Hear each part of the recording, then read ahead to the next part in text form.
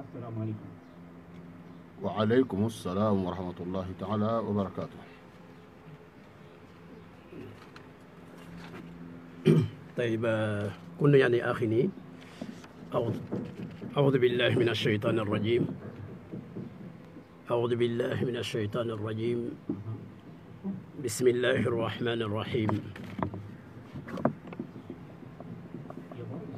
أعوذ بالله من الشيطان الرجيم. بسم الله الرحمن الرحيم.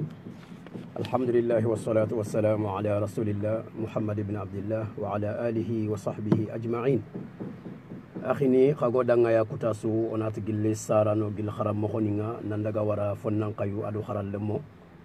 جيل كا خاسو كو نخونغا غا كومين مخومي ناندغا ورا سافري دبونغا سونير مينغا كوتاسو ويا سو كونيني ويا سو خانتانا تي جيدا فما سيكانو اسبابوندا ناي مانكن تشو توخونغا دا غونيانغا نغا نا خادرون دل لي خادي خاغاتو مخومبي نان قاسو لنك تاريكي الله دوغين كاماغا فوبي كام ان شاء الله تبارك وتعالى خوغر ini keninga o galla nyagana subhanahu wa ta'ala laganna no wondi gonyanga no ku danga agan ko beniga sikki conférence ke debanin denga o kharam mo cheikh silliti mera allah ganna o da tanga moderateur nga allah dungen kama cincindana demandana gollek kama gen cheikh jibril makiba kharsa masala nga kebe kama o ga khaso kebe kundu agan al muharram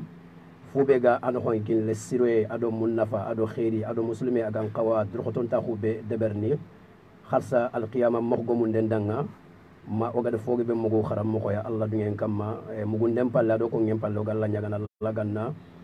ano wondo danga to gollenga ke be gani allah li ngona kitano mare me golle ke ga sakko mo be allah dungen kamma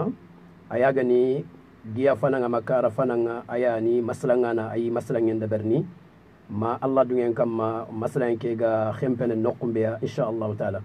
odo salfanan challen naha se lalla gana nyaga ma nyeme ogana kinya salfanan challenga o sikki wona salfanan challi wona risage masalan ke ganani kuttege to ana jokkinti kara fillandinga ayagani onari kille nguni odo tirinda non naha inshallah ma terinka non naha serebe masalan ke gurkebe kamma ngamulanna labudo kitay no ko grand prix se lagana ngam rege masalan ke jongadinga angamulanna labudo kit fube ya ado fotan su andinan qibare andunan qibare kharsa to umurunden kamma anna awar katto ya khirindi katche ke kunga numéro bane ke yani agane jida fm dakar khalleke agan 33 867 0220 mogari sage ogana kinyi awaxtinga idan kengana dangi onari katta mamandunga jida fm immanko beni ga o makhayere ogida bakar sali jexete agan qaw mamandu beni do nawarindu beni walla katta conférence nga adi ichuncindana nga ado terinkana ndam manchu ado ofabe kebe agana ofaba alhaji samba konnate ko take dronta hunga aga danga oy kuyni siringa na mamande ndabari adanga ado terinkanan ka susuha khadi ni susu mama ni nawari idan kiyan golle ke soxma xong inshallah taala ona khatu waxule nante jida fem dakar jida fem bakkel ke waxti kundu i gersinto ñaan meya idan sonere me anga nokusuma jaman palle maga ko ngin mo xambe français xanne diaspora kille kebe gatina danga lienga wal internet الله تعالى نترين كني خرسا أنا ديجا من كني أجدا شيخ جبريل مكيبا أنا قول لقيمني خرام مخو نجوكي قولنا السلام عليكم ورحمة الله وبركاته. وعليكم السلام ورحمة الله تعالى وبركاته.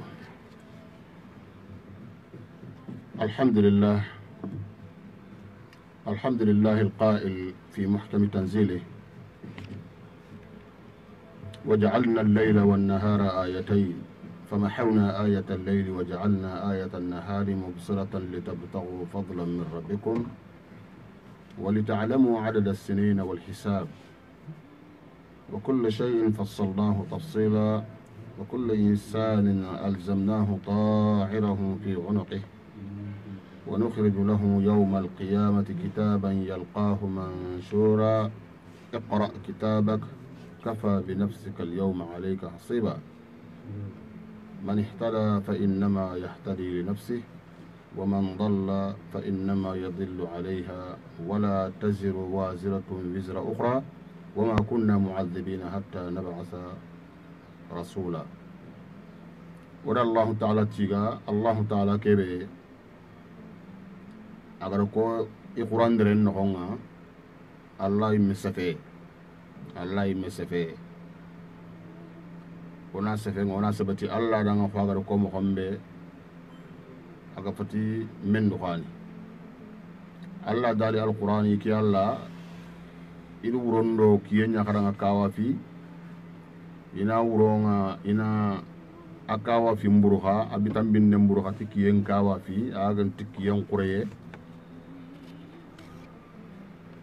kudo kiyeke qureye nganari khana kata khajuni khana kati gesundini kiyen no nga wurondo kiye ime sori ye ime fara kunde ananya sababu wa khana kat khasino njatu ndunu khana kat khasino nyirga yuntunu khana kat khawini ndunu khana kat khakoto ndunu khana kat khasun ndunu ado koyu idan kemme fara kunde no khonga Allah subhanahu wa ta'ala fogo be fatam panci kitu gabo igan kawanyana wurondo kiyen no khonga igan kawanyana wakati no khonga khaso suganari ali betiye kaso suga nari betiye kebe gan kawnyana kun kasu no nga kitu be ni ga ko ta suga ya adi beti mo saha suga ya adi mo Allah subhanahu wa ta'ala ado nyu kikat kande nki lelle murunde nga serbe gana kande kita an kande anyim ya nga mun fa nyile katan nyimme Allah subhanahu wa ta'ala ganno kanda serbe gana bara rono kande nki len ka anga tanken to kam mo nyaitan ke la gana nyam mo ngamanya angana kharo ku to ko ko khagoro ni mo be kharo to kunnu wona la nya gana nya mo ko sire nya ide khagana nya mo ko manyan de nya gani su anke mo ko khato ran nyil ne katan ken nyimmi aya Allah subhanahu wa ta'ala yinna nan nyani katta ga ko men nyanga katana maga na farni nyaat katta kem pare ganya annabi nyimmi aya kem pare ganya annabi nyimmo men jangu nya ga bi Allah subhanahu wa ta'ala le tranki nyandini annabi nyimundo letra begari kem pare aganya tuanu nyagani ba iga Allah subhanahu wa ta'ala dinang iga sankini annabi nyimundo dina kedo kitu de ni gari asu to nyang pare faru ngona jofa nga biram yang na xandung kotaw ignat keni kilisirenya arbari annabi nyimun tere ki akamma ya ande de ba na nyawul linde angana baranan tu manke ngan to xam ko fana kiya ya karo to ko mo nga kesu fati bid'a kembere ketanga anyana na ko umpunye nyanga mamuli na ko umpunye ngana bo na ko no ngana fitta awur de nyallin khadi ani meluti an ko ngana fo moro ga kennu ya do kan ya ga timi cubu ke timi mexende Allah to na ko umpunye kenyo mo ko ani maramu awru Allah ko no ko lenki ko tanga jida FM ida khanan taxu igalo domu fo be o domu fo nyani Allah takke domu fo Allah takku agen dinan cankinde nanti wakati suganari Allah subhanahu wa ta'ala khasum no ngo betu nganari betu ngan kawna khasumi beni kotoni beni sanjane suganari ina kubi Allah subhanahu wa ta'ala gadu fasamun da kula bana ngi danga na ituyindi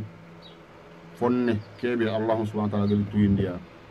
ina kun koto ini betu mo ko ini kitun ko betu ko ini isambi khotum bogu ibiju khotum no nga awrenya kebe gel sunna nga batiye ken khongi na kemba gandi soron na bati ken kam maya na ngi danga takkadir kite sobo yella kaman san kota nga ana ngi dang wulli ngin ta ko duna bire no nga kebe gel bid'a ngol la nya pil ka pe ngol la nya gani gabati ko no nga setan khaga mulina kello o ma gollu no tan to anon na ken ka bangandi nan ta ke to no nga kebe bid'a nya ya kal kebe bari kiyan sunna nga ana nyongo dang wulingin ta ko duna ado lahara walla nyagan jira dang ado jira sikano na to gelli akhirsu ma gol nyangana be goro daru yimya walla nyagana susu dang ado terin kanu ndam mun susua alla ganna jira to odanga alla ganna ke golle be ga sikka kamma alla ganna nyangi dang waqf agani fo siginte be abaraje nganto kusi ko mo ngana min alla ganto to susu ya ko doni gendang gem palle maromu wona ille khade maman den danga ne katta jida golnya ngana ndam man susu na to gel la technicien ma selandana ma coordinateur ma agriculteur ma akingiru beni yagari mun daw me jida ga ya kamma jida ga golnya nga ti isembe nga Allah subhanahu wa ta'ala rakto no nga wasusu mamana oya jida dinan kiri fatano iga dingira so bango balolo wayi mamana o duanga idanga haqqatsu wana koti har yelmu ga gunninga kirsengiya sakkati har wala ga birene ni ñaken kamma winin bangenga o gila o kawu o kirse woni fa badwan sax alhaji Demba Dramé aya bakkel jida do Dakar jida bane kiani idan naga sigira ko khore beynunga o ya xingay Allah subhanahu wa ta'ala ya xingay bana Allah ta wa qul yamalu fa sayara Allahu amalakum wa rasuluhu wal mu'minun dina ke sankinde ado dina ke bankandinde nawase sefengillo ni buru maremo lenki wota ko do so be battenga agama trofutu so ni konnati lenki so ni ko inat harane khaswani batiyan khasonnya Allah subhanahu wa ta'ala gadi yang kan dikatto ya wan ka Allah subhanahu wa ta'ala batta ndokko bati wan ka nyal mo ko be ngaken tokko o akhim makaya cheikhuna Jibril Timera asugatu silli Timera ali no kuntu fatam panci odanga idan gello gana boku sun kason no khonga ogoro min kason no khonga ogoro na kan kason no khonga ogoro banon no khonga o fayke khasanne ani khagatin to bedanga harane walla khasanne khone khasanne idan ke khasanne kundu sonin ko o ku ga to betu sonin ko makaya agani aga sanki o ga to na ko kenya sonin ko ne khili khasanne agana dangi kebe ga bata ina dang khasanne khone yo onto to harane ke keta gella gana ni pullang kan ni agani yige khason ni agani walli yige kota ni agani haram mo ga yeni mi ga fagu daru famun da ko no kondi sere su ga ndax to kha important do ma kay to important go ma kay fobe kenya betiye be gan kawnyal ke khason bana ak fini khas horoman to ko bi Allah subhanahu wa ta'ala inna iddata ash-shuhuri 'inda Allah 12 shahran fi kitabillahi yawma khalaqa as-samawati wal ard minha arba'atun hurum idan kun qas horoman to khasan ke an kunyan ko nga farisen nga sallallahu alaihi wasallam katta garni agada komonni iga brebeya ari falle agada komonni iga brebeya surtout ari empalle ya Medina agada yahud ninni ido sartan ninga brene igere ke kaso igana birane mo kombe aro faare ngari bira bire mo kobe silami ninga kawa abira ko faare ngari bire mo kombe ya yan kono mullo ona kunya tulenki bana bide ga ni gani harane no nga walla gani khasanne no nga soronga abirana jogoni gama foru ngurundi nati nanda ko cumba ko foru no nga bana anga ko cemba gam pare no nga sine ke akalla yogona do sine ngurundi yogona ti anga ma ke budu fulane ga ankalla awa anga na ke budu yiga wa duanga be ga na budu ke kamanna sine ko yogoni na ga lallu polla ko ni gulu sere su ko ke ngul mu gi xanne nga ande sinen ko ka sere su gere mu gi xanne nga anga sinen ko tu ma yogoni gi saja to ko gulu nge salle iri to dambe ke suray khaslama ko nga ke harane salle walla ke khasanne salle ale silina manne on mu lona kenya to lenki idan al muharram shahrullah allah khasunya harane ke allah khasunya ke khasanne ale silina manne dinan no nga men de petit wona kaw nyana an khonga dinan no khonga façon on taxu be ga danga dinan no khonga akike ustad silliti mera amasala ngo danga kenya lengi wona allah subhanahu wa ta'ala wona nyaga aga na tawfiq ni ngoda danga ana jofandi mo sire o khana nyamina alladina yastami'una alqawla fayattabi'una ahsanaha ko be ga diga men tarin kana ila fosu mutina golnya akamaya akhi silliti mera walla subhanahu wa ta'ala nyaga andanga allah ga no dangu yimputu Allah kan na tawfiq ni ngodan nga Allah subhanahu wa ta'ala kan to ko yimini ma o gollu ko Allah subhanahu wa ta'ala kan tini ngodan nga ko inta ko golle idan tafaddal ila al-microphone wa assalamu alaykum wa rahmatullahi ta'ala wa barakatuh يوم القيامة اللهم نجنا من النار اللهم أدخلنا الجنة اللهم إنا نسألك الهدى والتقى والعفاف والغنى إن الحمد لله نحمده ونستعينه ونستغفره ونعوذ بالله من شرور أنفسنا والسيئات أعمالنا من يهديه الله فلا مضل له ومن يضلل فلا هادي له اللهم برحمتك يا أرحم الراحمين يا رب العالمين. اللهم لك الحمد ومنك الفرج وإليك المتكى وبك المستعان، ولا حول ولا قوة إلا بالله العلي العظيم. اللهم ارزقنا رزقا واسعا نصون به وجوهنا عن التعود لسؤال خلقك. الله لطيف بعباده يرزق من يشاء وهو القوي العزيز. إن هذا لرزقنا ما له من نفاد. إن الله يرزق من يشاء بغير حساب. إن الله هو الرزاق ذو القوة المتين. الحمد لله الذي لم يجعل رزقي في يد غيره. اللهم يا لطيفا بخلقه يا عليما بخلقه يا خبيرا بخلقه ارقب بنا يا لطيف ارقب بنا يا لطيف يا عليم يا قدير. اللهم لك الحمد حمدا دائما عند كل طرفة عين ونفس نفس وتنفس نفس. اللهم لك الحمد كما ينبغي لجلال وجهك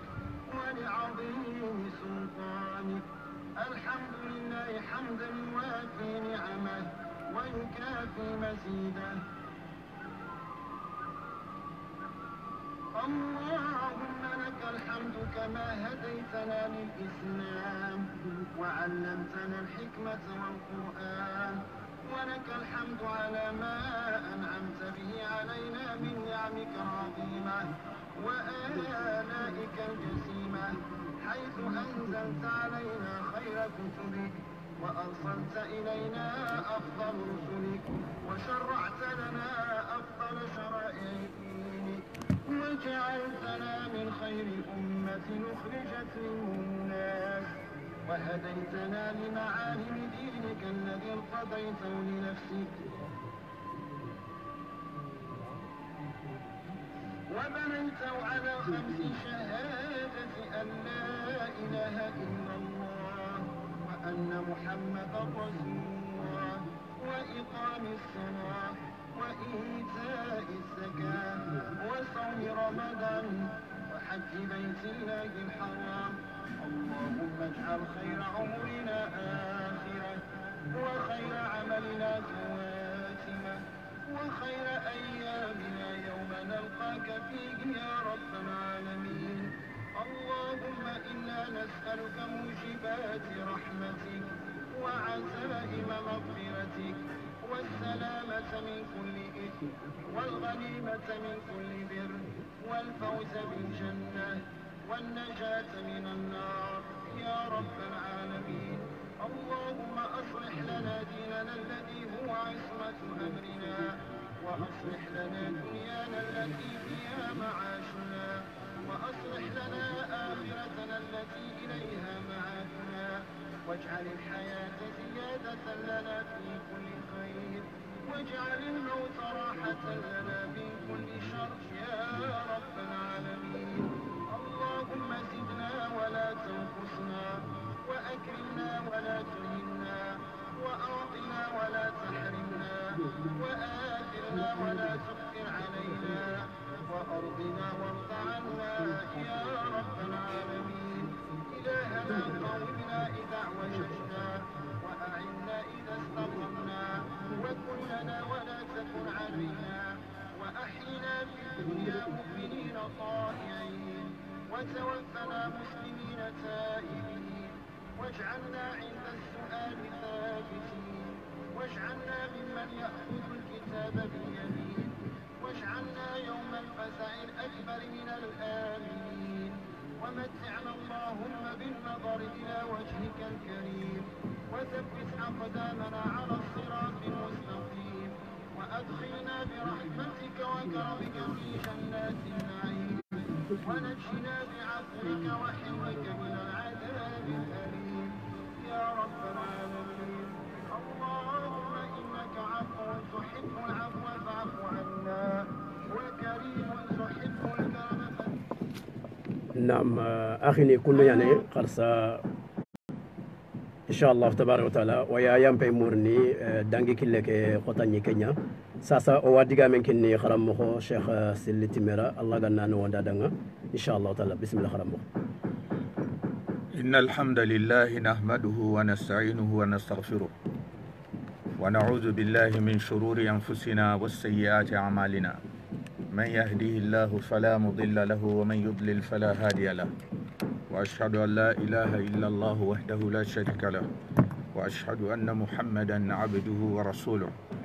صلى الله عليه وعلى آله وصحبه وسلم تسليما كثيرا يا أيها الذين آمنوا اتقوا الله حق تقاته ولا تموتن إلا وأنتم مسلمون يا أيها الناس اتقوا ربكم الذي خلقكم من نفس واحدة وخلق منها زوجها وبث منهما رجالا كثيرا ونساء واتقوا الله الذي تساءلون به والأرحام إن الله كان عليكم رقيبا يا أيها الذين آمنوا اتقوا الله وقولوا قولا سديدا يصلح لكم أعمالكم ويغفر لكم ذنوبكم ومن يطع الله ورسوله فقد فاز فوزا عظيما أما بعد فإن أصدق الحديث كتاب الله وخير الهدي هدي محمد صلى الله عليه وسلم وشر الأمور محدثاتها فإن كل محدثة بدعة وكل بدعة ضلالة وكل ضلالة في النار خني الله تيجي عندك ينبالي أدو فارم مخسالي وتي خسنة ما harane ngamurnu marem maha sar suganani telephone dini tuwa huganda nganai toho ke mana ngen fumbe wala kite mo be anga fotuye yanna bangandona inshallah igana kille muni soronga na ngiron sar su tuwa hugam maha ken karanga mallayo faydan harane mureni manni ge simme yi maka kamma khani me duranci me yan anto ko serebeni iga digame ke tu iga de debari ay khallem mako gelin cimme ndi khalle ngana gomu kenke alhamdulillah allah amma gomundi gelin cimme ndi khalle ngam gomu kembre ona ragata ay allah subhanahu wa ta'ala amma gemme nyani ona mana sire muru harane ke digame ndanga aganta nyan digan chankunte ay ke fini gel allah subhanahu wa ta'ala goto yu ada kitu i tege foninga haqqati yogo an wucciya foso no wucce haqqati yogo ana khaso foso khasoi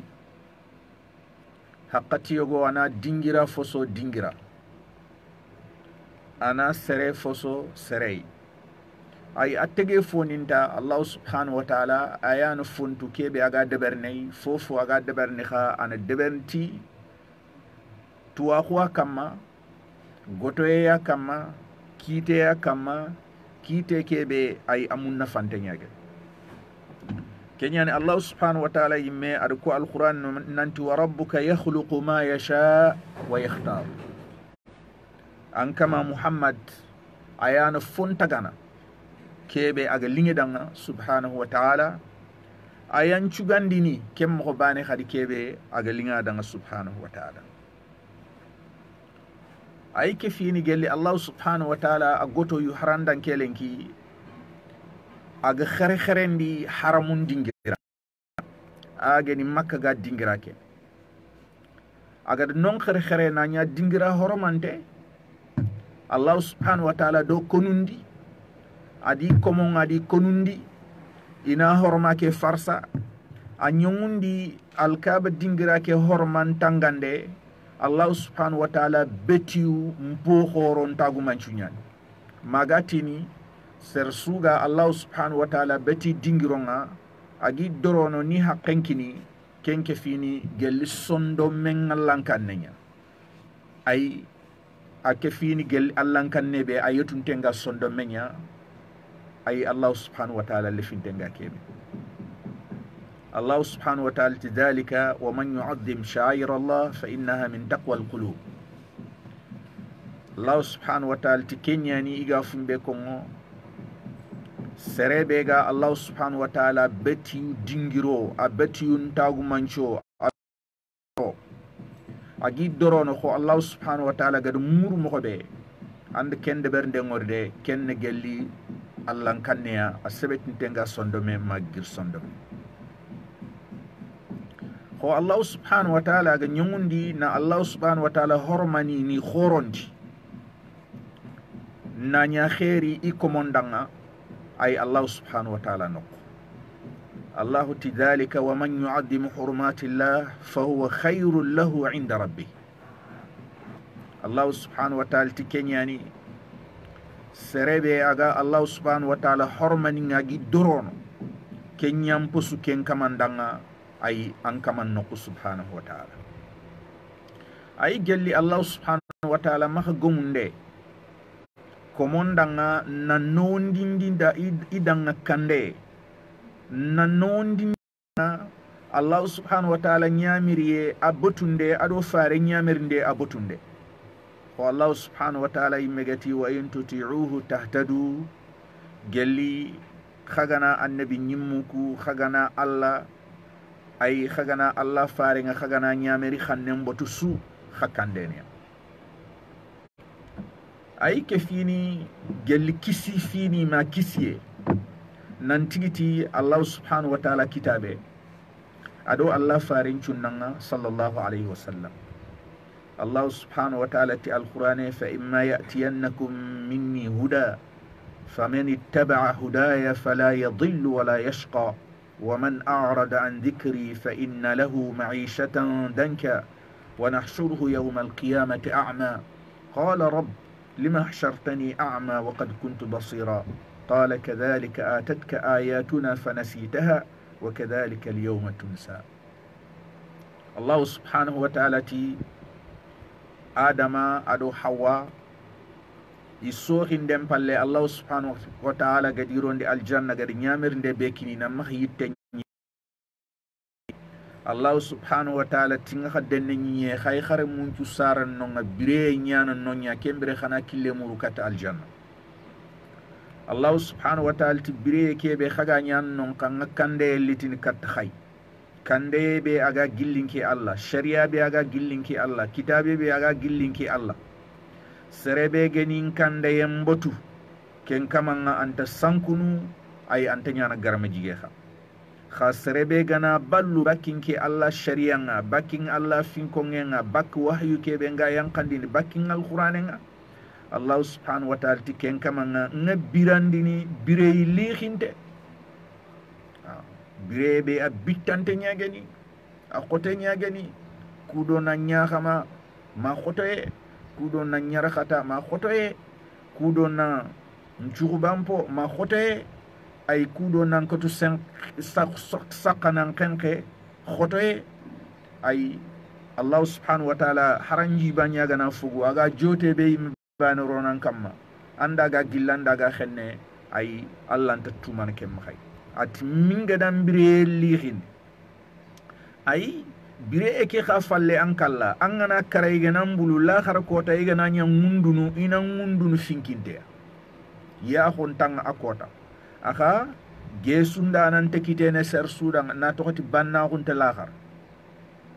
nanti ayinke maka wallahi sere kitana gingesun wallahi sot fo kitana la angol siruku ani akhini filla o dangini me banna hu lakhar kota gol siruku benogi de berniera angallan kannen kempa an qalsiyan kempa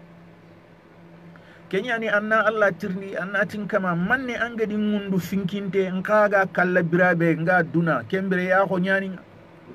Allah subhanahu wa ta'ala ti kunduani nga kome sutugana nde ya khollanga duna do haji yogo batte ken haju ni anninki Allah nyamer ndum pay annin aye nin pay anna kandeyen killen pay anna tongun killen botu ha Allah subhanahu wa ta'ala ti kemo hoani ngayungeri katanga anda dumungundiya andi golalle ma ko finkinte a golalle ma ho ani aya xe ganto fo Allah anda dunya ho antingal qur'anen tu anda dunya ho anya xentingal qur'anen kenya ndi lenki gantu gana kengol leme nkamungu dang ya honte rengi kinnan parce ya ho nga kinanga tikebe anga ni duna amma ya ho nga mi golnyum kenkam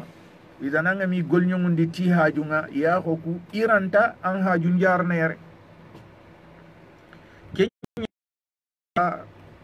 haqqat ni kubeni Allah subhanahu wa ta'ala gadi fasangundi haqqat tannin kamma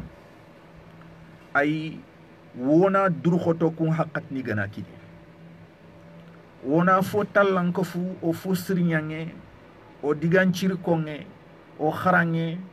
o betiu fofu o ga deberni Allah wadan subhanahu wa ta'ala wona fo kafe kun haqqat ni gana kidi Allah faringa sallallahu alaihi wasallama adu koy hadisenga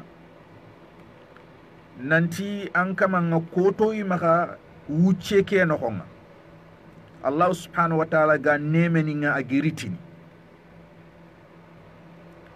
an kenka kun wucu ganari ay anna du ballu Allah subhanahu wa ta'ala kun haqqat ni kundu anna du koy kun haqqat ni kundu anna du kini kun haqqat ni kundu kudo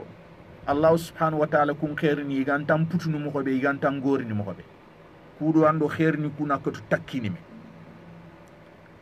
khado kun khairni gana takkime kun khairni gana malanga kun gana takkanga ay ikite em palle Allah faringa sallallahu alaihi wasallam ati antakhanya na garma jige abada kenyani ke khirfete e kundu o diga munu khasu hormante ki akama aya gani sonin kongati ni khasanne fasan munta huni danga kitu idanga kenya ne hakatin do foyendanga inshallah wona fini jebeti na to fo khor gebe nyani araganto ko ngini takhibane fasan munta hu bega khasanne ndanga ado khasu hormanton kutu ameni nyagani Allah gadi rodanga sine ken xonga kudo ga tallanjidi ni kun haqqat ni gana kinye kudo al janna noye loye akilen na khura odanga a gebgebe nyani fatamante arante ko ngini maslam bane wala haqqat bane khona fini woni jebeti ku ke taxe kundu oraga kunkon kenyani ona fonne ko afasangunta honi ado kitu beni gada batten ke khasu khore kundu ke khasu hormente kundu gel fumbe ga ko fasangunta ko bega nan chumi khasoke ado sume ke asigi dingira kallangunto ma mogobe sirengene an nan chumi kundunga kenyani katinga fofo de berni na Allah subhanahu wa ta'ala na mama na kufa Allah subhanahu wa ta'ala kebe agado kanda ku golli suru deber ndem maka ku khasu no nga ko sun khaso oda me deberi bano oda me deberi khasan nenka oda me deberi ogan katta da nga khaso su kenyani agam pasamunda e Allah subhanahu wa ta'ala gammo ko maha gomundi no kanda no khasimme nya kay gefinci ora manya deberni kha Allah ampon nan cira hodanga Allah kebe wurgin tengeni Allah kebe kallangun tengeni ayam pon nan cira hodanga kudo khasime nan katnyana kay ku haqqat ni kun kempalle ngasar su mama na ngasar su nawari agadi tantonto kudo ke golle aya khellaga bakka mo xobe ambana kama nga jida no ko ambana ay jida sella kem mo wani terinkana su ngan nawari ni ngam mama na an kaga dan haqqati ngara anga tahu katoro jokey anga terinkene ke maslange kundu kudo Allah ga nafa kitane mohobe ngallahu subhanahu wa ta'ala nyagana Allah ke be wurgin tengene akalla mun tegeni golle ke be o ga de berni kundo ananya golli khalsinte sahaba golli khalsinte Allah subhanahu wa ta'ala bane aga nyana daga takke aga nyana sahaba kha aga gemme Allah subhanahu wa ta'ala asogo ay ana khirfete ke nyongo danga fumbe ago nafana o biranta ko ken honga ago nafana o kallem palle fofo ga ko ngini khirfete ke no hon akhini to munya geni sahaba nya geni Allah hallanya agri Allah subhanahu wa ta'ala na toti abani an kat mahgamundi fofo ga kitene khirfete ke no ko futunde nya geni mungu ye nya geni kengirin ke yimme na toti hadam remen naqas ye nya ado shaitan kebe agado golisir nyangana subatenga kudo agam pimbindin mokobe kudo agam bakke killen kamay mokobe Allah kebe sembentengena kallamun tegedi adi fare sallallahu alaihi wasallam futunde su aganyana mamungi yesu aganyana ibarin to nyane bakkay ay ikunga subhanahu wa ta'ala atimman tenyane nakhasiyanti kitene ado fatanga sallallahu alaihi wasallama nakhasuyugon te kitana ke khaso kundu a horma inati Allah khasu hormante a kefini gelli khasu hormanto ku dubana mbeya iga sinen khasun tambido fillon no Allah imeti alquran no inna iddata ash-shuhuri 'inda Allah 12 shahran fi kitabillah يوم خلق السماوات والأرض منها 4 حرم ذلك الدين القيم فلا تظلموا فيهن أنفسكم وقاتلوا المشركين كافة كما يقاتلونكم كافة واعلموا أن الله مع المتقين الله سبحانه وتعالى تكي آي خاصو نيرجين جاتي سينن نخون تامدو في اللوان أي سينن خاصو تامدو في اللوان Allah subhanahu wa ta'ala kitaben noho agada deberi mokobe agada organiser mokobe gelli Allah subhanahu wa ta'ala na kamunin taga kotambe ananyen taga kotambe ay kefini khasuku tamido filon noho khasun nakhati kun horomantonya kungana kinye sersu angan khaw du krosi kha agangebe ku khasu hurminto kundu idangino isinen khasun tamido filon noho nya on taharatu idangino ya ontatu nanti khasanne ay Allah gar khasu beni hormayani sinen khasun tamido fillon nokonga igana kinye gollisre be anga nyana gollisre ke gatalla nke finia gollu bure be anga deberni gollu bure ke gatalla nke finia gollu kubeni ga harami sinen khasun tamido fillo angana i deberi khasannen noko aya junubun khore gollu kubeni sirenya geni sinen kasun tamido fillon noko angani debari ke khasanne kundu aya tugadin cirene a baragen kore kem mo ani ku khasu filli beni igirdangi aya geni igatini nahan kaso ado bano ado sabam pana ku kundu khasu nakhati yani Allah gadi sugandi sinen kasun tamido fillon noko nga agadinya khasu hurminto ido khasun kutunga idi ganta bana kha silamin pogebe ay trenye ke yaken kamay kundu kurinia ido khasu kutun suamba ambire no ko inta marken harba anta haratu nanti ku koto kundu kota horo nyani angang khawi duran krosini sinen khasun tamido fillon no Allah subhanahu wa ta'ala tigali Allah na kamunin tagana nyen taga ada khasu nakati kitandi sine ke khasun tamido fillon no kun khasu hormantonya anna magi horman pars Allah dina tolongon te nyani kenyani khama khadu toro ku khasu gana kinye wala sinen khasun tamido fillon ho faser ndano nyoni ga ko ngom xobe fala tadlimu fihin yogoni sinen khasun tamido fillo khanam maka fo deber kebe ak khatorno Allah kute nyaan adona haramen deber yogoniti ay demiren sagane katta khasu hurminto ku nakhatiya ay kun khasu hurminto gana kinye khanam maka fo deber kebe ak khatorno khada filla kapano ngaja so sahu ya maka khanam maka bane toho ho ikunga iga khagajanga mo khobe iganta bane tokko ma khakefi khani gaja ho iga kefini khagajanga mo khobe khana tu nanti Allah de akefini Allah kannana kenyano odo filla kapanu ngana tolongo mesu oni nini to Allah kannay on tini niti goboye on tini niti gajanyoke oni niti Allah subhanahu wa ta'ala akoni Imam al-Qurtubi Allah ganna hinnay adu koy tafsir noxonga nanti Allah subhanahu wa ta'ala da khasuhur min ton sugandiani ko nan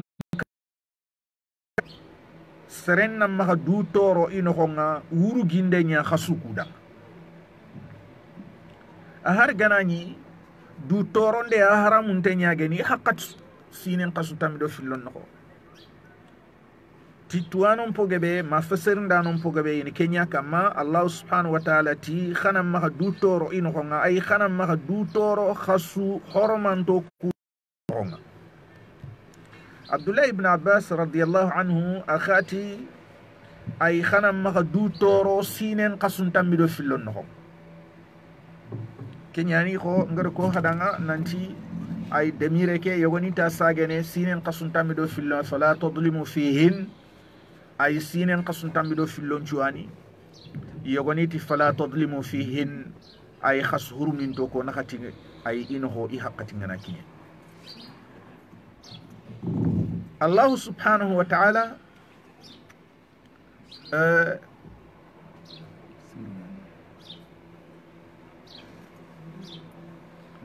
Allah kallankenga a bangandi nanti nyumundi hadamare munga ay iro kutoni ku khasu nokonga ina khasu ku igana kinye ini kurati Allah subhanahu wa ta'ala nyamer ndembatte ina Allah subhanahu wa ta'ala kufa agada fonnan chirahu ni beni nyengi danga ku khasu nokonga ado agadi siroye nyetu komon siroye ngagadi yetu ku khasukun ina du krosiha na du toro ku khasu nokonga agani ku khasu nakati kundu ay anani du toro ndeke haramunte nyan sinen qasu tamido fillonju Allah subhanahu wa ta'ala ada kabanden de bari na lato mantora su Allah nkute su harame su ay ku khasu nokonga sinen qasun tamido fillon nokonga asuntoho kabande ke atallan ke finiya ay ku haqqat ni bene agadi ko agen khasu ku nakhat nokonga na tokoti khasu ku i horoma Allah subhanahu wa ta'ala di tallan ka fuwa na dutore ngolle bari ku khasu nokonga ayan koto na debari khasun tanni kenga kundu ay ku khasu fasangunta ko nga ay bangandini ku khasu beni Allah subhanahu wa ta'ala agada idampi katiduya asunto ko kes kasobe ogano kon kunda gen khasanne ida haram Allah khasu hormante na dambi katta Allah subhanahu wa ta'ala na tukka Allah subhanahu wa ta'ala na khasu ke tallan qoronditi Allah subhanahu wa ta'ala anani khasu sinen khasu tamido filloncu Allah afoni subhanahu wa ta'ala khake funguma ke atallan jidiya na khasu ke na wurgi na tuindi nan ta haqqat ke haqqat sennyan kenyan ma tuwana nyogoni gatini khasu hurumin to ku na khati kha am pasamunti ma tuwana nyogoni ga kenko ko Allah subhanahu wa ta'ala agati baytullah Allah ka ani alkaaba ke ayani Allah misudu kubeni ga nyanya hen kam ay Allah subhanahu wa ta'ala kani nyani ay i wurginta ko nyanchigi Allah subhanahu wa ta'ala agadi dambi katidu agadi dambi katidu ko Allah gati naqatallah aw naqatullah Allah nyogonna ay nyogomonchu Allah subhanahu wa ta'ala andi tagaya mere foni ya tege foni aya foni subhanahu wa ta'ala khaken nyogome ada dangindi nyogon kutunga na nyogome ke na wurgi arifo sahanton pilli Abi Bakra radiyallahu anhu hadise nanti annabi ya nemando muronga kama sere hijunci nenga Allah faren do khutuban de bari aga do khutuba ke de bari ada ko i khutuba ke no nanti inna zamana qad istadaraka hay'ati yawma khalaqa Allahu as-samawati wal ard sana 12 شهرا منها 4 حرم 3 متواليات ذو القعدة وذو الحجة والمحرم ورجب مضر الذي بين جماد وشعبان nanti wucenga a rawange a filinke ada me falahu wurondo kiyen naka toyendo muleyen naka khakondo kineyen naka ko Allah subhanahu wa ta'ala gada duna taga lada be agada taga alhala be gelli kotambe Allah subhanahu wa ta'ala gada kamunin taga nanyen taga sinenga khasu tamido filloya ay sine ke khasu nakati kun khasu nakati hormantonya khasu nakati sikko kun tembene mea sikko kun mer botuntonya aya gani nahan kaso ado bana ado khasan nekebe ogaye kun ime botuntonya ni khasu ku sikkisu kendangi en palle igatini mudaru khaso an rajab an saban pana ida mudar ke dambeya na tokoti soron tan ningono nga khabila tanni igati rajab no sun kasonya kenya na Allah faare ngad khurandi nanti mudar khabila igati khaso kebe igade atoko nya saban pana kenya sebetin tenye kenya sahanten sun kason to fet saban pana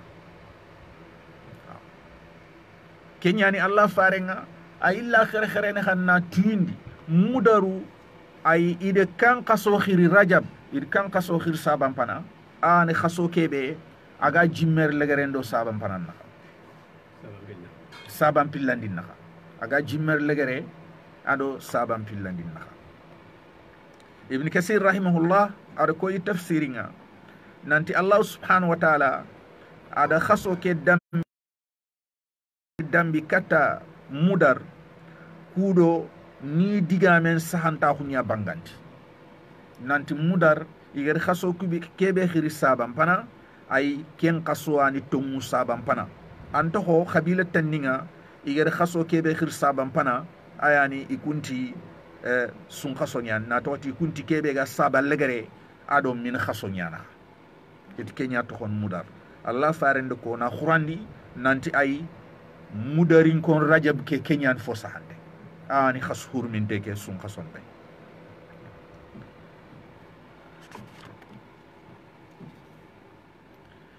na tokoti khasan neke kundu akhini fillah agomu haqqatiya sinenga akhasuku sikki beni gade mebotu khasbane kenganya idrankara khasuku siki kunga tembeme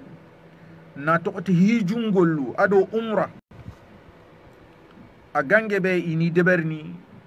ku khaswa kundu ini hijum prepare ne in umran prepare ne ay ku khaswa no ko aya geni igatin khaso ke be danga nakan kaso na tokoti gelli gannin kase kat islama khunyimme muhammad dagarin sallallahu alaihi wasallam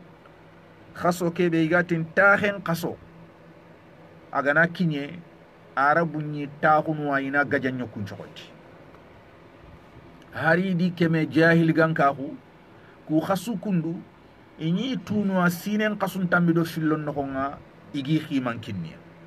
iga gajangesu ay khaso ke be igatin dang nahan kaso agana kinyeta in gajanyo kungi ni sohondini kemmo ko ani igatin khaso kebe danga bana ken khaso khadi kemmo ko bani ayda horma durankina khay na tokoti manne itelle alla botu ken khaso kundu igatelle hijunde bari makka kenyani khaso ke ay ida kha ida horma kemmo ko ani i hormandi banan kason kadangi en palle ageni khasan ne kebe ogano honga kudo na takini hijano nga kubeni gir dingira lato ina ka tu sagene katijama man to raganti kita idunte ngunton na sobe gajangen tukutini ha intanyana banan kason ngana karta khalas gajangen na jobbe ay ida khasan nen ke fe ya kudo wuchena kite serlato ndanga ina ka tu sagene kati girro honga anani man to raganti kita kenyani idaga rajab kha ido horma katta sinen nahanen bange ku khasusu dangi yam palle ku do soronna katu haqqat kitana hijun dangi yam palle iraga telle Allah kanjura iraga telle umran de bari na tokoti soronni gilli dingira lato nya soronga itelle dingira lato nyai ay ina tan kita sine muma ku khasu dangi yam palle iraga gilli hijun dangi yam palle ahqatin dangi yam palle iraga telle Allah subhanahu wa ta'ala kake iga sagene kattay ay idunte mundo ina daga kake ina daga ajure ke khasu kundu agen khasanne fasangunta khuni beni ga danga igobu gobonya ke khasu hormante kundu fasangunta khoro ngadang ma tuana sawanto iyogoni iga yirigandini naraga nanti ke khaso kundu khasuru minto kunna khatiha akhayam pasangunti Ibn Rajab Allah subhanahu wa ta'ala ganna yiden yinai ati tuano ngayde mesohi khasuhur minto ku kha kannim pesisuya Al-Hasan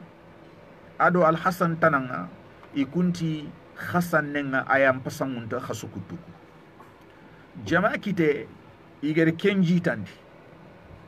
ko iga daraga Ibn Rajab mohabe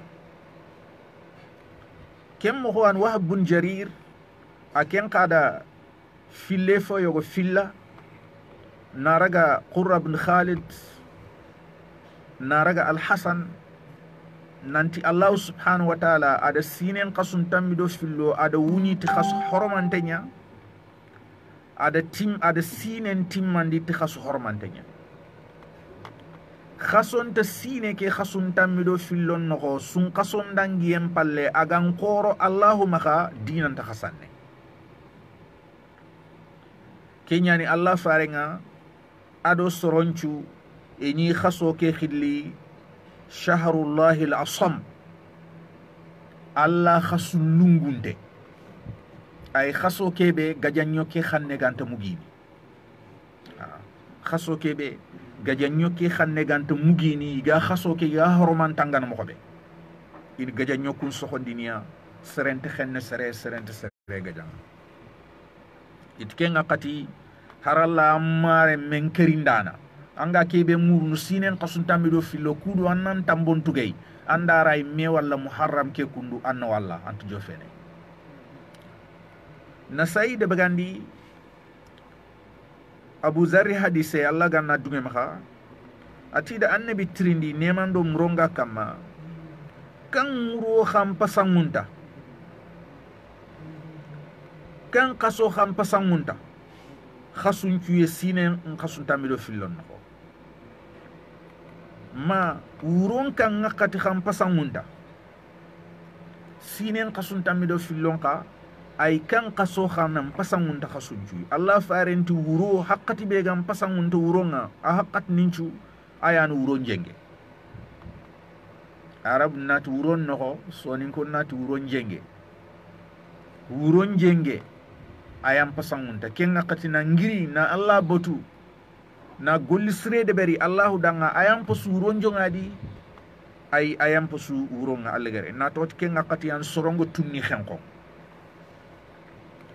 khasun qasu fu fasangunte sinen qasun tamido fillo ana khaso kebe khaga khilli khasanne al muharram ayam pasanguntos Allah faringa sallallahu alaihi wasallam ay mi ando qur'an ki hadise kundu nanti al muharram khasanne ayam pasangunta sinen qasun tamido fillon qasunchu ay sun khason dangiem palle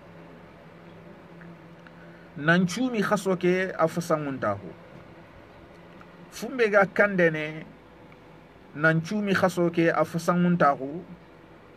nanta sume ayam pasangunta sinen qasun tamido fillonchu nanchu mi sun qason dangiem palle ari muslim fo sahantenga naraga sahaba atok ngani Abi Hurairah Allah ganna dunge maka ati Allah faren jabi nemando muronga kama nanti sumum po fasangunte sun qason chu mendangiem palle Allah Allah khasu hormante ke agani ayani khasanne sallum po fasangunte farlan callun dangien palle urun challenya ke hadise kundu akande kande en po hulle nanti khasannen chume ayam pasangunta sinen khasunta mido fillo haqqat nin chu nan chumiya sun khason dangien palle Imam an-Nawawi adako Allah ganna hinnai gelli ganati hadise ke nanti sun kasondangi yang palle khasan nen chume nyam pasangunta khas kutun sunan chumi no honga manne khasabu nan ci Allah fare ganyi sumini sabal legere nyai nan koto khasanne ar jabindu filli ko atara nyana ama khasan nen pasangunta huntu mawi legere kenya sabu dan nan ci ay aganyi sumini Sha'ban agani sumini sabal legerenga nan koto ay khasan nen kaso parce que Allah farenga sallallahu alaihi wasallam do fillo ay ameni sumini nafilan chume khasosu aga ngoto sabal legere maka aray nyana Allah fare lonjur ni nyanyi akitana khasan ne kenya sabdan nan cigi agani sumini sabal legerenga nan koto khasannenga ho farenga ni saferu ben debari ado jangiro ni beni geni faren kitana ado haju tanni beni gan kitana breen no nga ay ini ballunu Allah farenga sallallahu alaihi wasallama ay khasanne nyai nan koto sabal legere Allah farenga nemando muronga kama ada khasannenga ada tokonya Allah subhanahu wa ta'ala khaso na khaso ke dambi katta Allah subhanahu wa ta'ala kenga ga kande no fumbe khaso ke a wurginta ko nyaada fasangunta ko na tokoti Allah kallan kenga inte fofo dambi ni katta Allah subhanahu wa ta'ala gantati atege fo kherkherento kho Muhammad ado Ibrahim ado Ishaq ado Yaqub ado kuntan ningeli Allah annabi nyimunga Allah subhanahu wa ta'ala gadi dambi katta ikomaho ni dambi katta ikomo hanwanti Allah subhanahu wa ta'ala komo Allah subhanahu wa ta'ala dambindi katta duyi ikanga ho aga dambindi katta duyi salihu nyogon nanga ay kusu kundu wurginde nyani ku tege foni danga na tote Allah subhanahu wa ta'ala tege fo kherkherento nya birenga ke khaso kundu aga nya khaso kherkherente na dambi katta Allah subhanahu wa ta'ala sumenka ay ana gelli golli surun no nga golle be igada dambi katta Allah subhanahu wa ta'ala kembere ani no kunyai khaso ke be igada dambi katta Allah angana ni golle be deberna no nga ananya golle be aka dambi te nyagen katta Allah subhanahu wa ta'ala na to ta sabati Allah subhanahu wa ta'ala de ko hadithul qudsi nante hada mare menga golle su deberni aya foni gantati sumen ken nike Allah khalle anani gollu kutuku beni angi de barni ay isu telle katta Allah subhanahu wa ta'ala ay Allah subhanahu wa ta'ala aya golluni suya kha ada sumen duran kharkhare na dambi katiki Allah subhanahu wa ta'ala kenya ni khaso kebe adambi te nyaga ni katta Allah subhanahu wa ta'ala nga sume kebe kha ay adambi te nyaga ni katta Allah kenga fo siriyani ma fo sugandinte yani ado fo sugandinte tan igade meñi kenyan gollentono Allah ga deberni ke al muharram kundu agam khoron to sume agam pasangun to sume ado khaso ke khadi Allah subhanahu wa ta'ala dambi katodi kudo jahil ganko ngeni fumbe deberni ma jahil ganko nyugo ni ngeni fumbe deberni agan to kitana ayani al muharram abani an shahrullah Allah subhanahu wa ta'ala khaso ay awrena nya Allah ta faraqum khasotan parce que khasotan ke ay ima dambi katta Allah nanti shahrullah idan kembere angar khasotan sura batenga aranta place kewut ko arabu nganya de ber jahil ganka hakati mo be ay ina khasan nen dugundi khasan ne khone ay bonenga na lingiya bono nyangenga na lingiya khaso ngana sigi ina tiri gona wutu tamboy sasa ona raga yirgi ona khasotana wacca khasanne khone agana kinye brabe kembronati ona kello ay khasanne mbatten kudo ke frahunde na wase nyana kenyani il khaso ke duran cugandi sinen khasu tamilo fillo nanti shahrullah allah subhanahu wa ta'ala khaso ay akore nanti allah subhanahu wa ta'ala khaso kebe allah subhanahu wa ta'ala gado horma ay sereranta khaso ke sereranta frahunu na tokoti allah gado fumbe taga sereranta frahunu allah subhanahu wa ta'ala gado fumbe sharia sereranta frahunu idan kembere ayani khaso ke ha allah ta frahunu khaso tanay ko jahil gan ko ganya de barno ko ay ke fin gel khaso ke fasangun ta ko harandan kelenki ko tayo goyayi igatini bit tammundi ashura bit tammundi khaytu yogoni tinia bit tammundi ke silaminin chine nga joppe kenya la silaminin chine joppe geli bito tamino ko no ashura akhana duran ko tayo gowa ay aga khaso ke no ko nga duran pasangun ta ko gada nga kefini khaso ke afsangun ta ashura kebe ay bit tamundi kebe allah kufanden ko tanyage na tokoti allah subhanahu wa ta'ala ada ninde yogo deberi demandi bangante aga deberi muminninda na tungunde ma garen kam tungundi sembe khore na khoso garen dam ayani musa alayhi salam ado firawona ga gomu igar kunga nyang koto beni deberi allah subhanahu wa ta'ala da ni ndenkin musa na kisi gel firawna mantora ngadi soronga ay khasan nembita tamunya ada firawna tokhindi ken kota na yolandi adi soro kenyani kota yani fasangunta khore ngada kenyani ari fo sahan tompilli ibn abbas hadise allah ganna dunya do fabe maka ati farsenne nemando muronga kamari medina ada yahudi ni iga khasan nembiti tamundi sumi asawe jahil ganko allah fare ke kunda sankuntentay serena maha simananta sankunteyane lawa kalla hakati yogo serenga trindindini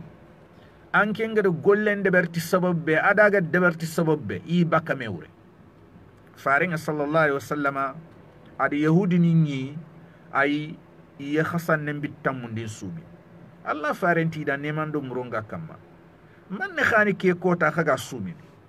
yahud ninti allah farendanga ke kundu kota khore yani allah gada musa kisi adi soro ada firawona yolandi adi soro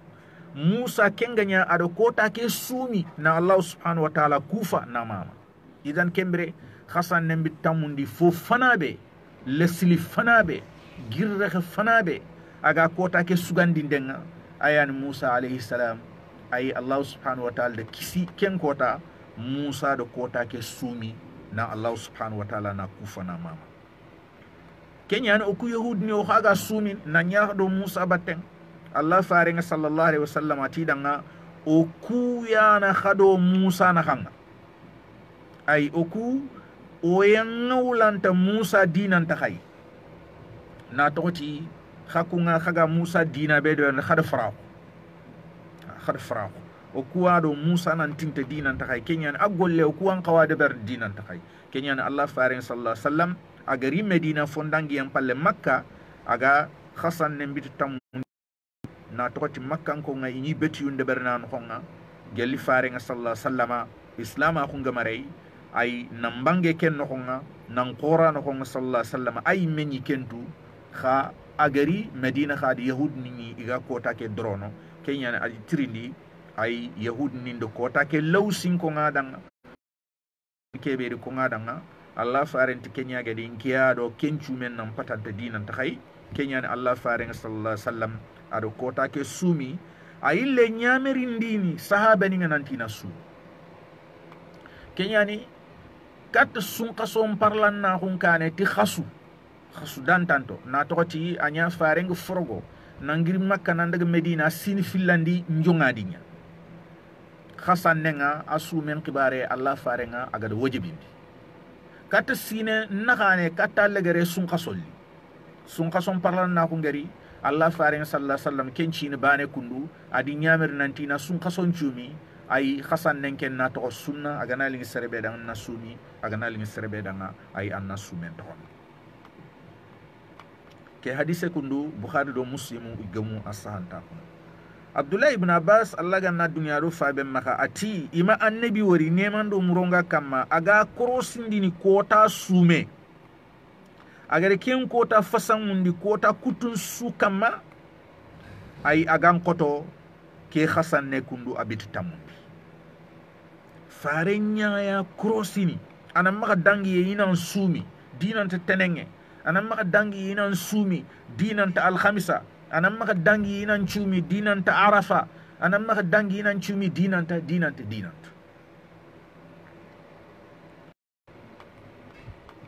kem mohwani Allah faring sallallahu alaihi wasallama amani krosindini khaso khasume nan koto sun kason nan koto sun kason na toti ani farla kembir wona ille kata ashura a tarikh arifo sahan ton pilli mu'min ni ma aisha ma khay ayanti nanti khasan nembite tammundi nya quraish gan ko nga sumini jahil gan ka haqqati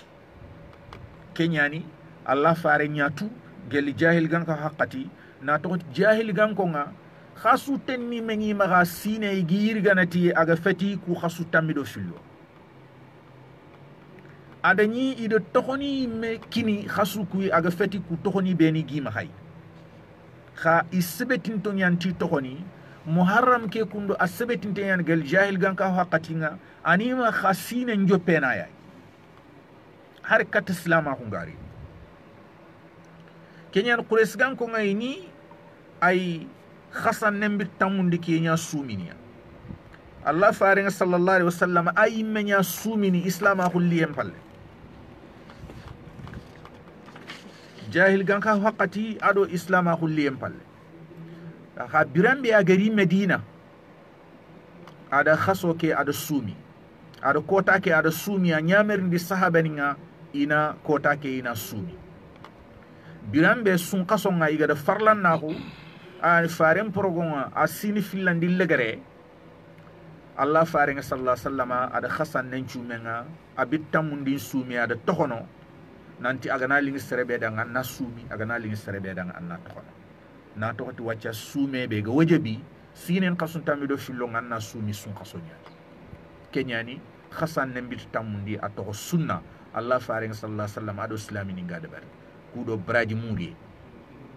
ke hadise kundu dalile nyani nanti jahil ganko nga ini khasan nembit tamundi nyatu nanti kota khore an inokum inya hari ga kota ke ayiga sumi annabi meneman do muronga kamma jahil gan ko hakkatinga ni aga sumi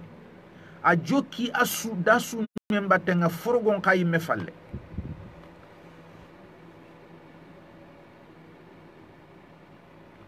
ken kundu ay kandene ay khasoke ma kota ke a wurginta hum maka nanti kota khore yani kota yana doronte ngeni arabum maka i jahil gan ka kunno ko katta Allah farin kay ndenkane sallallahu alaihi wasallam kenya sabudan nan cigi makkan ko nga ini alkaba inya ayran kurumba nyetay ay kota ke gana kinya sinen kasunta mi do fil gel jahil gan ka hakati ko agari aisha hadise nga mobe ati ini ashura kota nginya suminya ay khasan nembi tamundi nya suminya kat sun kasonga afarlan na kun kane anya kota ni khadi igani alkaba iganya fet fatana mi iganya suturni ay tiran binne kebe iga jokaka ke hadise kundu imam bukhari anda bagati imam al-qurtubi Allah ganna hinnati aisha hadise ke ay kandene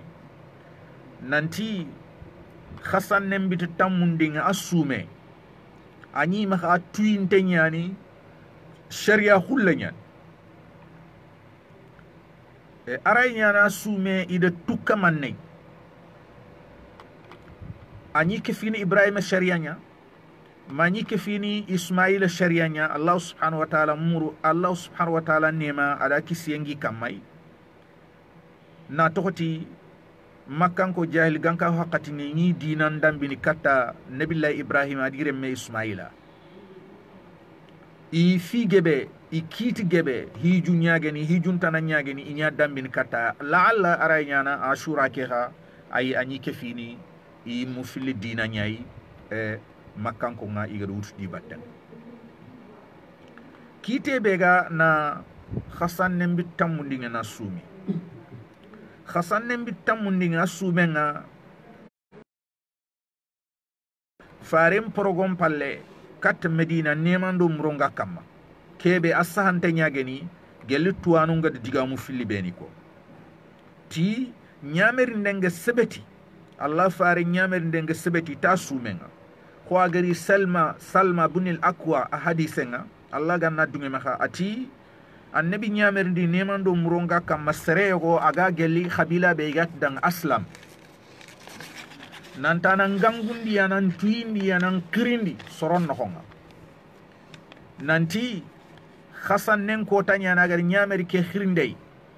serebege ñi anga furte sumana gelli fajiri ay serebege ñi anga yige fajiri ngando sume gama giri sasa kiyeke kutenga ay annan cuum serebege ma ñi aga yige anan continue sume at ke kundu anya ay hasan nenga abit tamundi ke hadise kundu bukhari do muslim go igomu asanta birenga yegar sunka son parla faren progoma bagang ka ko asini finlandi i burkhandi ay asuran chumenga ay hasan nem bitamundi asume ide burkha atoho asumen to fo khanunte sharian no kenyani allah faren ma nyamerindi ti ay hasan nem bitamundi asumenga gantati sine bane ñamerindi mundi sume sine bane an honga ayani faren progonga a sine finlandi jongadi ke aga ñamerindi ina sumi na sume nya wajibi ay kata sine legerenga sun khason paralan na ko ashura ay tamundi ngada sumenga ada begay nanti farlan sun khaso nya keta forgonga a sine finlandi legere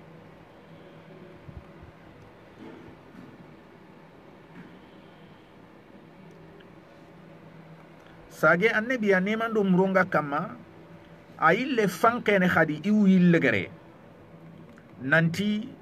sine kebe garini ina tammun khasumini ina tammun chumini ay kefini kabundi ani ina kabundo tammun chusu asumi kho o gari na bangandi kane mo be kenyan sume ke anyangala halani bimadama kitabi ganko ido nyamere odina me sohiya golle su odiga deberne odiga mbane ay deberi mo ho odina mbogumewu kenyani kenga jofe allah farenga sallallahu alaihi wasallama ay akenti waga geni ni birene ina kobundo tammunya subi ido yahud ninna bogume ikunga tammumbane subi fasangun ta hubega khasan nembi tammundi asume khasan nembi tammundi asume allah farenga sallallahu alaihi wasallam ati ana sine junubu aburkha iganati junubu kha ay burkhana kempet junubu khoro ay junubu misonya wallo nati junubu lem kha junubu khoro khorenke kebe sebetin tengani igati ni junubu khore kebe sebetin tengani ayani tubu nyane kem burkhana ay golistren tanonga ay araga burkhana kenya nari muslim fo sahante abi qatada ansari ganke a hadise allah ganna dunge maka at farsenne nemando muronga kama ida tirni baka arafa kotan sume farenti ana sine kebe ga dangi a junubu miso ado sine kebe ga toho an sine kebe ga rini a junubu miso an kenya burkhana ida tirni baka lenki kota ke sume ayani khasan nembiti tamundin kota asume ati sine kebe girdangi kundu kun kasu tamido fillo angada junu miso beni debari ani suwa burhan mais man muradini ashura ay sine kebe ga dangi a junubu burkhana an junubu jusu a burkhana ba a sembenki junubu su burkhande nya ba ay and jumangori koyenga abito nyari junubu ni yogoni yayi jumambane an katakum burkhana junubu tanni no nga koyen no nga iga jumanga junubu ni beni burkhana kemure farlancallun khana kum burkhana sinen kasun tammi do fillon no junubu ni yogoni yayi juman kharanta kum burkhana ay sun kaso nyankati burkhana ay keni junubu ni ndegere nya iga me kamay mo golle su angana debari junubu yogoy no araga gemme kenya burkhana angana farlancallen calli odo farlancalle yogona hanga an junubu ni yogoni debari kun junubu ni yogoni kundu farlancalle layi dangani buru kun junubu yogoni kundu farlancalle lanti danga ko embito nyari juman khaganari ana khana kuntaki kha ko embito nyari ke junubu ni yogoni no nga juman kha kontono kunga sasa mannen kato kundanga ay sun kason kan kato kuntaki kemmo wani arafa kota kemmo wani khasan nenga abiti tamundi ay junubu miso be ni ga sinen no wa junubu khoro be fe junubu su degré yo wane ani golle su angana de bari akhi man hakka ngene kewe a junubu akata kenya burkhana kha fumbe ga ko yigati no fumbe da nga kabira wala al kaba'ir kenga betiyerante kem burkhana ga feti tubu an tubinia annan tubun qalsindi Allah da subhanahu wa ta'ala tubu ke gana khalsi Allah subhanahu wa ta'ala ay ana kun junub ni yani burkhanda imam an-nawawi Allah ganna hinne ati hadisu beniga ke mana faydana kebe go kungi kundu Usman radiyallahu anhu hadise ati da Allah fare mu neman dum bronga kamaga tini ser muslime suntai farlan challe garini agi salli jinchirondini na framporondi na salle ke salli na duma hayan kanunda allan kanunga ni ikrosi na rukun ko wani timandi ganta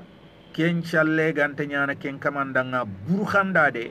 kat salle ke kane aga de junubu ni bendi de bari gella gananya aga meriti junubu khore idan kere koy nanti junubu khore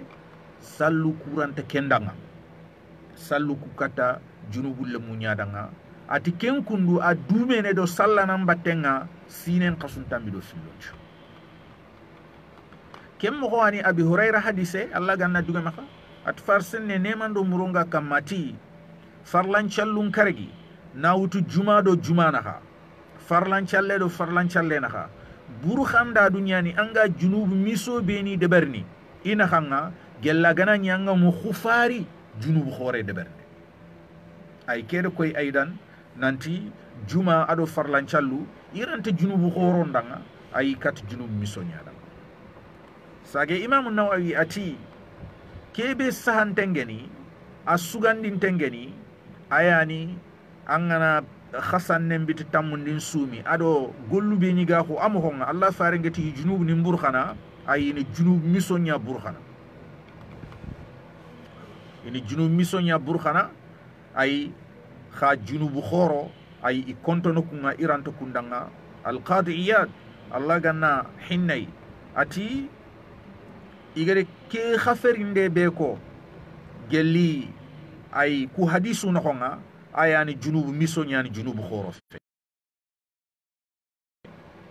junubu khorenke ay fofonte ke mburkhana ma tubu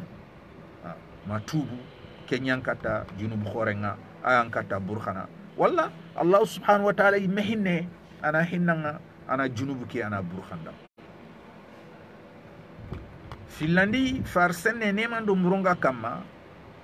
ani ay kukoto kundu ani fasangunta umurno kenyani idutu ibn Abbas maka nanti Allah farentirindi khasan nembit tamundi Allah farenti ay Abdullah ibn Abbas inte kota tu farenga nemando murunga kama aga sumi ken kota aga kota ke fasangunta umurno gantati ke kota kutu ay sinen kasuntambi do fillon kotonga ay ana khasan nembit tamundi nya krosini ay sinen koton suno ko aga sumi kudo na kota ke fasangun da kita khasu khantono nga Allah farenga aga crossini ay sinen khasun tambido fillon no nga ay aga sumini kudo na afasangun ta kita ay nan koto sun kaso sikandi angana deberi anya khado annabiya batte nemando muronga kama ado Allah dala le magene Musa alayhi salam ado na Allah subhanahu wa ta'ala neman kufa ti agada Musa kisi ado mumin ni benyi genyi kefini Musa kenkiye hakati Allah farenga sallallahu alayhi wa sallama birenga agari Medina adi yahud ni ngori iga khasan nem bitamun nil sumini ati dan ke khani manne khaga ke kota sumini itike kota kundu kota siriya itike an kota be Allah subhanahu wa ta'ala gada ben Israel gan ko ngagadi kisi gelli khonnen Musa ada kota ke sumi Allah farenga ati yahud ndanga fa ana ahaqqu bi Musa minkum kiyado Musa nan patanta dinan tay Allah faren de sumi ada silami ni nyamer nantina su nakatandi sahaba ni Allah ganna dungi maka ini harire lamannu ini sumi ni ake kota gana kinye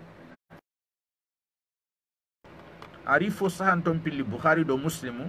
na hadith laga Rabi' bint Muawiz bin Afra Allah subhanahu wa ta'ala ganna dungi maka ati Allah farenga neman do mronga kama a khayindi khasanne abit tamundin suba kat debunya gelli ansar gankon debu beni ga Medina fonkaro nanti serebe aga yil kere ado sumenga furte ken kaman ni sumenti mandi serebe aga ni aga da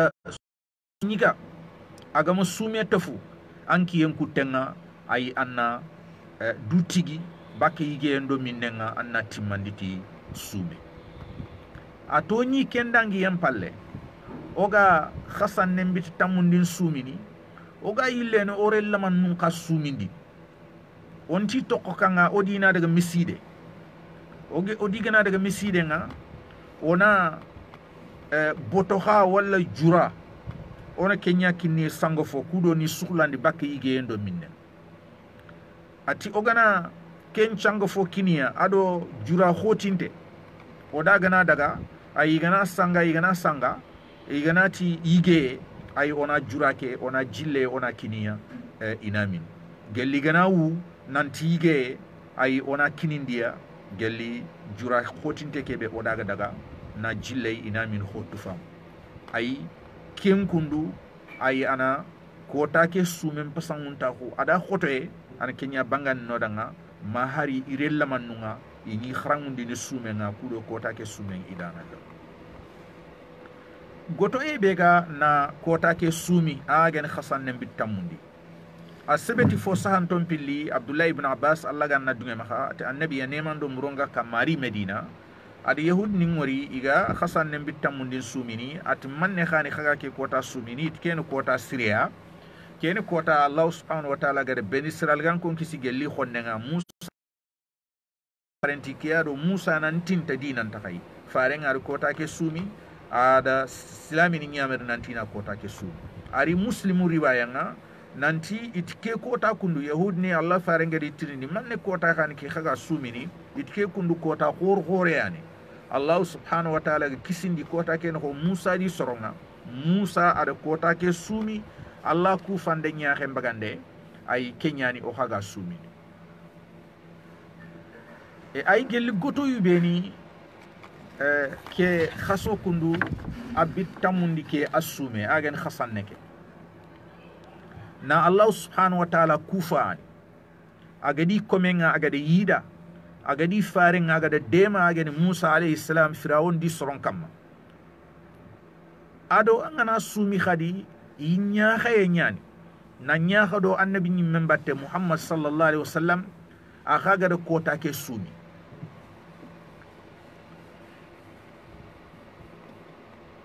iga khanundi khasan nembita kobundi ada bita tamundi nga asume yi khanu serendanga anna khasan nga anna bit kobundi chumi kefini bit tamundike ti fumbege sebeti muslimu Abdullah ibn Abbas hadise nyane Allah ganna dunya do fabe maka ate Allah farenga birenga ga sumi nemando muronga kam khasan nembit tamundi aga nyamerindi ta sumenga e iti Allah farendanga ke kota de yahud nin dorono ade iti hari ado wana sarni ku iti i betido yahud ni nyabate kho khagatu i sharian takhande na tawretan no Musa sharia kenyani sharia lesli Allah de fini yogoni ya burukha tawretan ta gadirti injil kenyani ay yahud ningani kota ke sumini wana sarni nkani kota ke doron kenyani iti yahud nin no kota ke dorono ado wana sarni Allah fare nemando muronga kama ati siniriye ntebite tamundi ke bane sumini siniriye agana giri Allahu ya one bit ko bundin sumini Allah fare nga nemando muronga kama odo siniriye na khanga afati ama khasume ke debari kenyani ifili sutohi batenga aga na bit tamundi sumi ado na kobundo tamun sumi itohi batenga ser sufumbe ngana lingandanga Allah deberni khana kobundo tamun sumi am pasang Imam Shafi'i ti adi ikapallemo ado Imam Ahmad ado Ishaq ado tuana tanni yi khanunu anna kobundo tamun su asumi na tohti annabi ya nemando mronga kama ada tamundi sumi ada anniya nanti sinire yirgin ken dangi khawaga Allah gana dunye na kobundo tamun sumi ari muslim fo sahanten qadi naraga Abdullah ibn Abbas ati Allah faren jabi nemando mronga kama layim baqitu ila qabilin la asumanna tasi' nanti gelinga na to birenga odo siniriye na khanga minga de bit kobundi nga da sumi goto e bega ado khaniye bega kubuki kha asumenga Imam Nawawi ti Allah ganna yinai tuanando ko gelli o kapallemo ay o killencoro ado killencoron tanni goto e bega na kubundi ke na sumenga na khanundi ti karo yogoni ay gelli kun karo ay na kubundi ke sumi ke fini tamundi muradi bega e kudo do yahud ni nambugo mewre na tokoti kuna tamumbane asumini ay ankaga na tamumbane sumi andi bano sasa anna kabundi ke fe andi na bugo mewre filandi muradi bega e na kabu biti kabundi ke sumi anna tamundi ke anna soni sumi ti kota tana kho Allah farenga aga kabandi na aljumamba ne duran sugandi ko yembito nyerno ko ni sumi na sumi kenyani yogoni kha idraga na kota bane duran sugandi ay na duran chumi abane na ndumi akama sinen kasun tamido filosu sinen kasun tamido filosu ay idi ngarnyondi do kembatenga kenyani anna kobundike ado tamundi anna isoni meti sume kenyanda kenga ke fin fumbe ga fasangun taw fi sikandi ado na du gorin kotu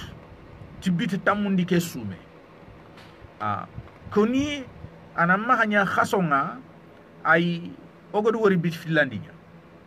ogona khasonga wori bit filandi anga kota ke bergana kobu ay anga kota ke ber ma ogona khasonga wori bit kobundi bit filandi anga kota ke bergana kobu fe anga kota ke bergan tamu fe idan kenga kati anna kobuncumi kudo tamu nam magampiri ay ken kobu bi anga yirga kobu ana khosgo mu tamunga ay kudo tamundi ki agan tampirni sinen khasu tamido filong mo xobe ayani ogona trompe khaso nyirige ngasu agana nyanda kobuntumi ncumi amna tamu ncumi gella gana ni kobuke agana nya tamu ande kita gella gana nya tamu ande kita amampiri amadanganga idan kembire ay sinen khasu tamido fillo anga sumini kengal halasu ayani sine su anga bit tamundi ke anga kitana anga sumi yogonit ki an sababu ay igada bit kobundi ke igada sumenga igada fasamundi kha fumbe gan chembenta ku digamu be ni sugo ko ngikundu ayani na yahud nin jori na kitab gan ko ni sori dina mbogu sumi mo gella gana nyo suga sumi ni o dina bogme mahankuto ay sume kebe iga sumi ni ti kenyan Allah faring sallallahu alaihi wasallam igere ko ngada nan ti yahud ninga bit tamundi ke suminta at layin ishu ila qabil la sumanna tasi' gellinga na bire kat siniriye mingar ko bundinchu imam ibn hujur Allah subhanahu wa ta'ala ganna hinnayi aga da digamu beni ko ke hadise kama gellinga na to bire nga odo siniriye na kanga mingar ko bundin sumi ay ti Allah farenga sallallahu alaihi wasallam aga hamminta kebe ga siga aga hamminta na bit ko bundi ke sumi ayani annan makhempe bit tamundi ke bane annan kafundi bit tamundi ke bit sugundi kudo gorin kotiye andanga ananya anna yahundo wana sarninga anni sohi ananya gelli yirgandenka ogona trompe khaso yirgandenga ay kabundi ke gananya tamunga anna katu tammu ke kotan kitana sinen no sume ke asigi dingiro ay walla darjani ado biti tamundi ke sume a fasangunta ko harandankelenki ma sume ke sigi dingiro sumi mo be gam pasangunta ko sumu kuttu imam ibn al-qayyim Allah subhanahu wa ta'ala ganna yinne kitabe to ngen zad al-mi'ad ay ada sume ke adanya darjani siki madanya sigi dingiro siki ati afoti mante anna kota bane sumi tammuke kane anna kota bane sumi tammuke falle bimana anna kabundo tamundo bane su ati kenyam pasangunta su fumbe ga kembata fasangunta ku anna kabu ado tamunchu anna khempe kubana sorompo gebe ado hadisum po gebe isude kenya Allah faring sallallahu alaihi wasallam at gel waga gani ni birene Allah dungen kama nako bundo tamun suni idan fumbe ga koyni nanti hadisun cu idi gebe idi kendiga me ko an nako bundo tamun cu fumbe ga kempata mbatta fasangunta hu na bitu tamdi ke bane suni Allah farande kenya de bari abire mu man no nga ada bit tamundi ke asuni ma sine legarinte nyani agati waga gani ni birene migar ko bunchu mi dabande ku alhala ni siki ayangara bane su dabari islami ayang asana ka fumbe fasan munte ngeni anna bito ku siki susumi mundo tamundo bane fumbe ga batta fasan munta hunga anna ko bundo tamunchumi ay fumbe ga kembata anna tamundi ke bane anna sumi anna khembe kenyani ay kobundo tammu ado tamundo bane anni sumi ma kobundo tammu anni sumi ma anna tammu ke bane anna sumi ay angar fofo de bari kukundu silaminga ay ayanga sana ay sahana andanga anna de bari Allah faringa sallallahu alaihi wasallam ati gelli waga gani ni brene mingada kobundinga ngada su ay kefini tamundi kudo ndo yahudninga ndina bogme wure ay sumi mo Abdullah ibn Abbas ni ana Kenya de ber ani na kobundo tammu ni su Kenya ni anyiti ni khada kobun sumi ado tammundi khana yahud ni jori sumu tasi' wal 'ashir wa khalifu al yahud khada kobundin sumi khana tammundin sumi khana yahud ni khani sori ke kundu ay du gorin ko tunda nyani khadi kudo ay bitamundi ke agantan perdi mayandanga anna ko ogoro ko mo hobe anna tamundi ke ko tambane sumi farenga sallallahu alaihi wasallam wi mu ma dume ke nyakama te hadisu be ni suga jerege nyako igere kenya fasangunta ko mbangandi Allah farenga sallallahu alaihi wasallam igata gollen ni kenka ayani ada sumi tamundi ke ada sumi ada sahabe ni nyamer nantina sumi khatuanu nyogoni du khoni na tamundi ke bane duran khere na sumiti ando yahud ninga banone kenyani annan kaw yahud ninga ni sohiya ti Allah fare nyamerde sallallahu alaihi wasallam kha kotinyana mo hosu ayani ay sahanan danga anna bit kobundi ado bit tamundi anni sumi ay sahana ndanga anna kobundo tamundo bane sumi ay sahana anna tamuke bane sumi angar fofo de bari bidani beni igadi kitandi khasan nenga bit tamundi oga fumbe tu ado oga fumbe muku ay kefini geli crossinde bida gebe ado lada gebe ogade me bela na kheye me anani leslinti danga islam ko sharia senne ken xom khasan nembi tamundinya iganya ibn taymi allah subhanahu wa ta'ala ganna hinay ati fi taneni kubeni igi deberni fumbe ga ko dura nyigande soro akota na do laada nyigande mbogume wurey na dura nyigande duran cugandi na debari ko Senegal yere futo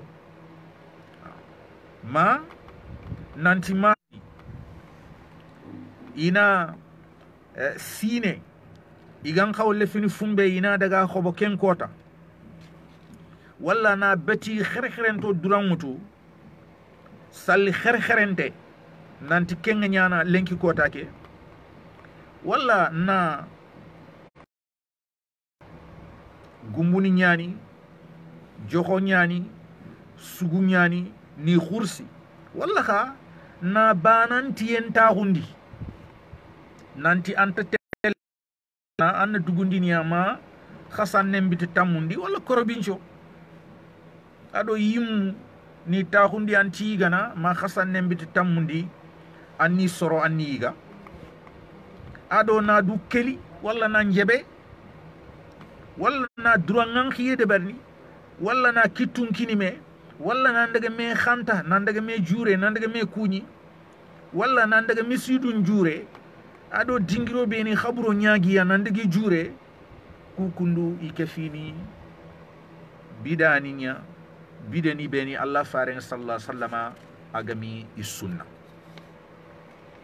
kemmo ko wani kubeni gade allah faring choxi gelli igatini soxindana kande yemmuku abubakar do umar do usman do aliyan ini khanundi kubeni o tuana khoro kubeni khayme ogi tokonkongo nanti mazhaba ngumunyan ono dia batte ono dina mutu dia kharamunde bane sumu ku khanundi maliki fe imam thawri fe imam lays bin sa'd fe abu hanifa fe imam al-awza'i fe imam shafi'i fe imam ahmad bin hanbal fe imam ishaq bin rahawi fe serebe ga ko kumo honga gelli almami khoro ku ado tuana khoro ku islaminin tuano nyageni ga du tukkaniya bane suntayi aga do ku framprondi nanti ku hakefineya harandan kelenki imam ibn taymi allah ganna hinne ati shaytane yambandi ndenya sankunton danga ayani na khasan nembit tamundillaga meñi kota ti suno wala ñaxa meñi kota ti suno wala ñaxa shaytani yambande ñana demande ñan ado iga fi framporo beni wuti girono kota ke no nga nanti kunne fi surunya wala yogoni ga wuyangal len ta hundini ma yogoni sugu deberinto yogo gima khay yi sugunu sunon sugunya gane kunga walla na qissa ni yogoni ko khibari garanto yogoni mahari sebeti igi la xamini